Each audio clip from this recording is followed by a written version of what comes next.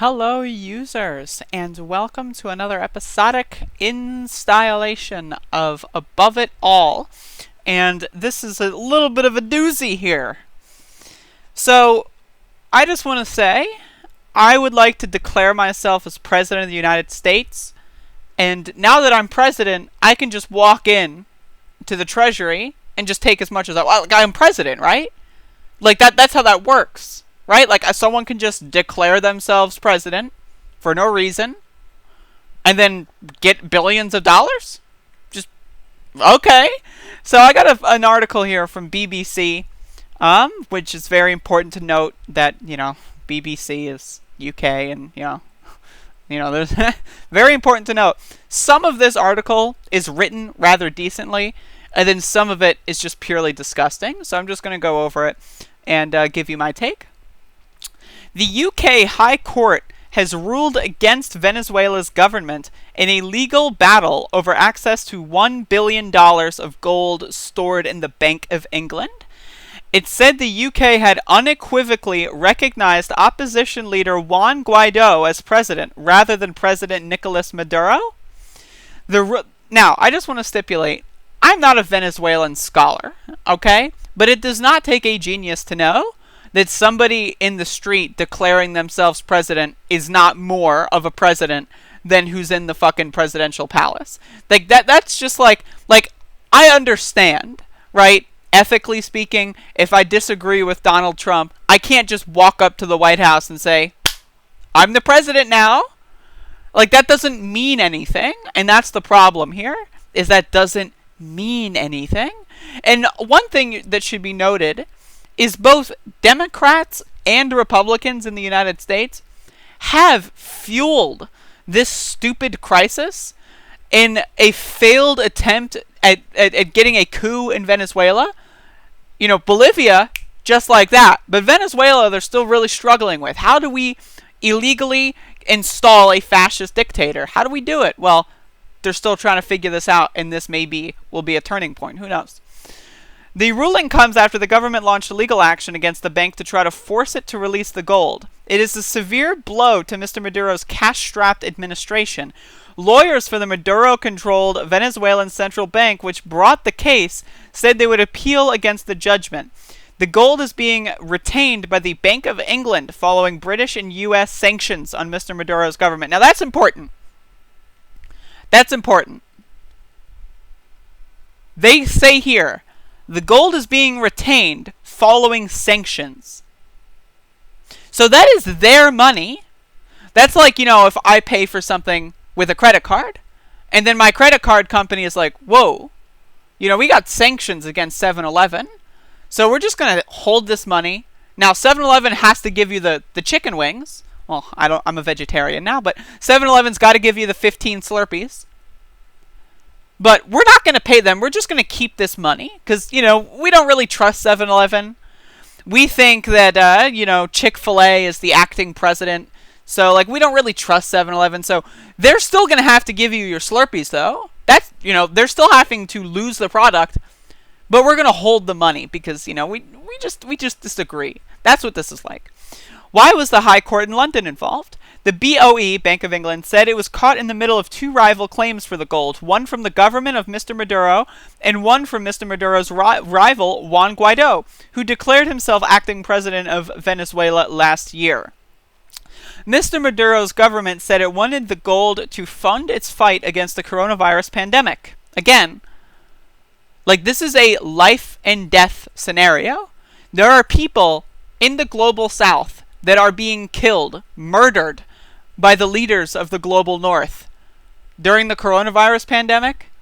While, Trump doesn't give a fuck about any of us, he's going to extend that attitude toward the global south.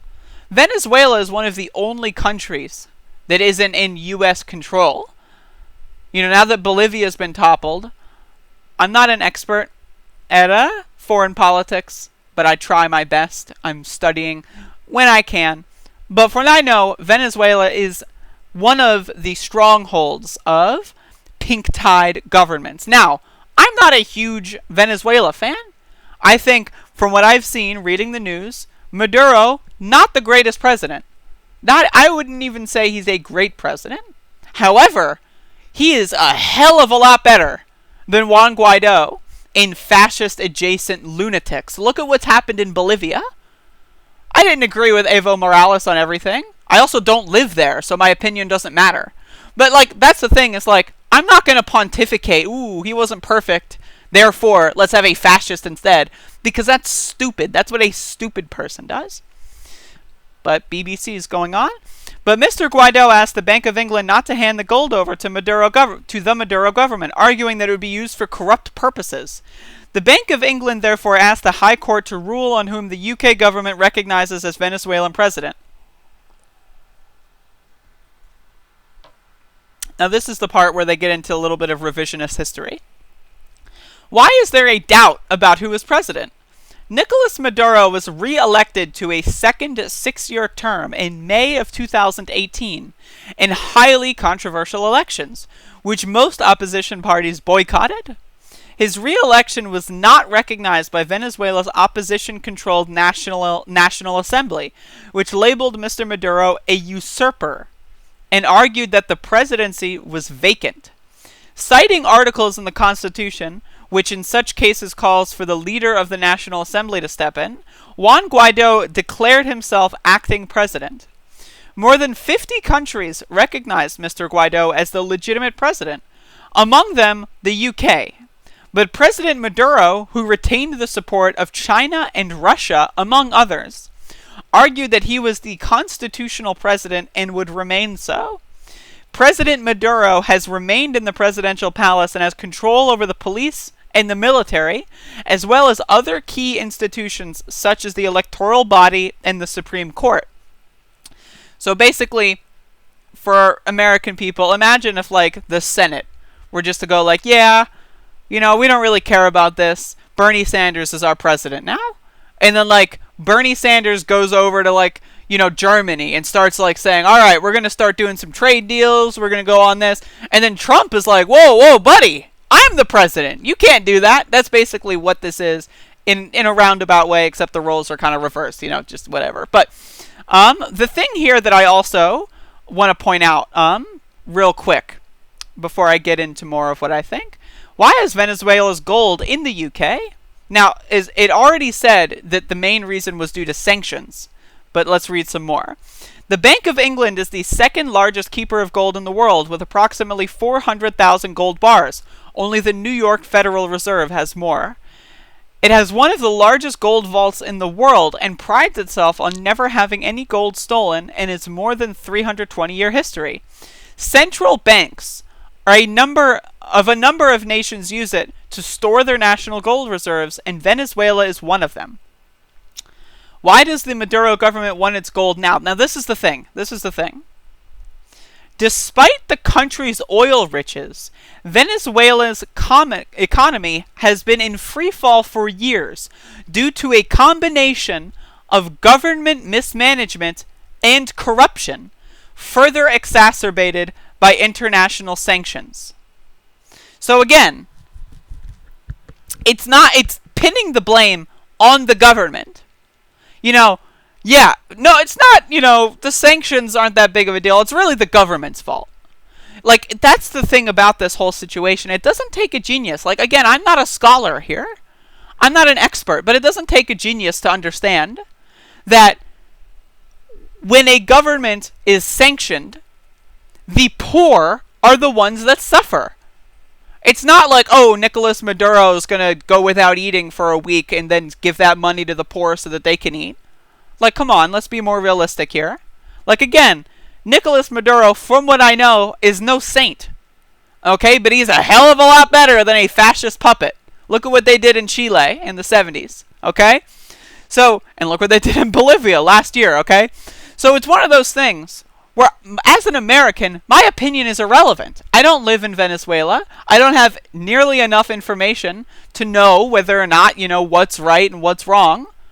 But I'm not going to just declare some random dude president, and then I'm also not going to use that as the auspices to starve poor people, especially during a pandemic. That's the thing, is again, sanctions will only hurt the poor, never the rich. You think Maduro and Maduro's family, you think that, oh wow, we're going to go on a hunger strike for 3 weeks so that our citizens can have some extra health care. Like, that's not how it works. And I argued the same thing with the Iran situation earlier this year, is sanctions will always hurt the poor. It's hurting the poor for a rich man's battle. That's what sanctions are.